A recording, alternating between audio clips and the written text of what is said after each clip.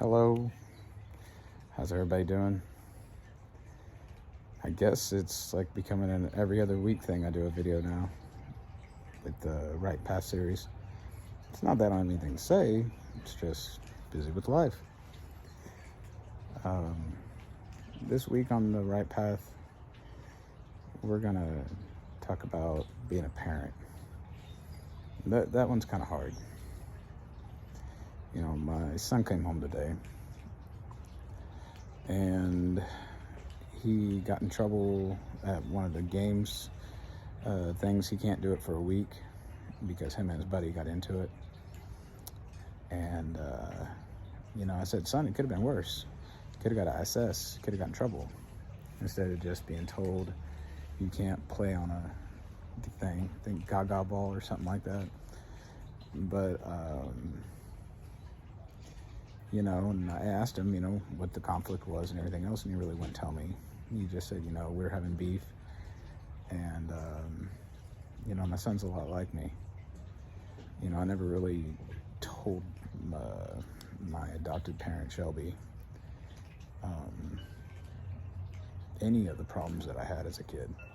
He didn't know I was being picked on in school. He didn't know I was being called catfish, and because I had oversized lips and a small head when I was younger.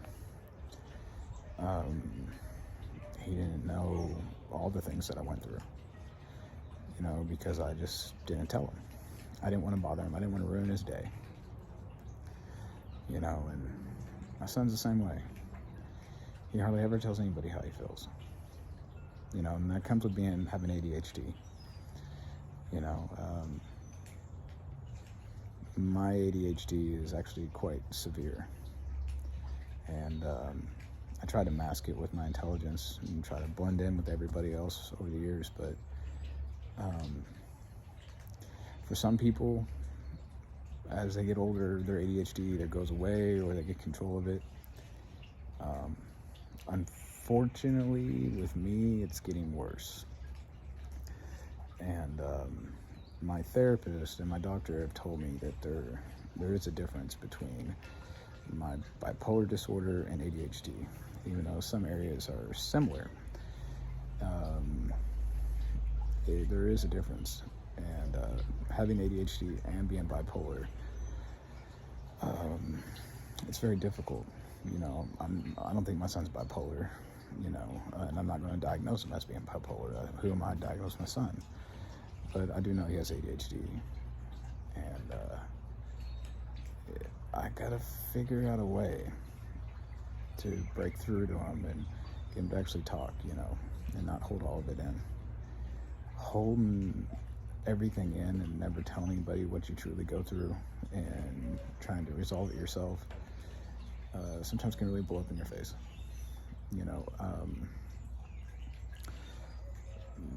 There's been multiple times over the years, but documented, and last year and a couple years back, I had manic attacks.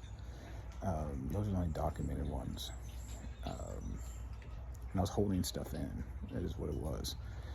And I was really struggling in a lot of areas, but I didn't want to admit it, and due to my ADHD. But I believe I had multiple manic attacks at different points in times in my 20s and my 30s. And I held everything in. And with my adopted father passing away, who is more my brother, by the way, than he was my father, I didn't have anybody to talk to, really.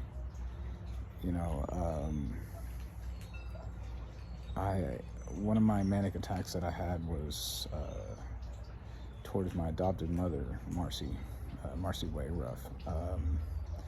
I remember it was after Shelby died, and I was having multiple manic attacks, and didn't even realize it. Now that I've been through it all, and the doctors described me what it all is, and the feelings, and I know what the feelings are, I can tell you multiple times I've had multiple manic attacks from my bipolar disorder.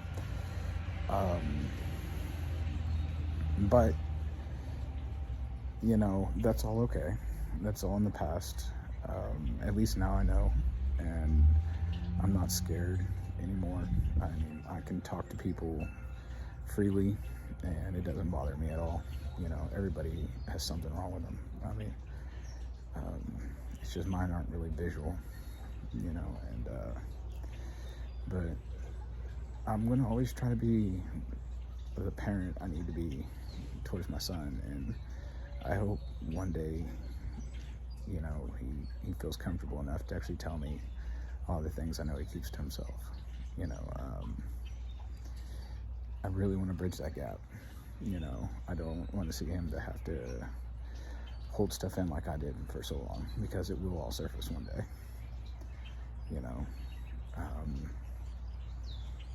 It does. There's nothing you can do to stop it.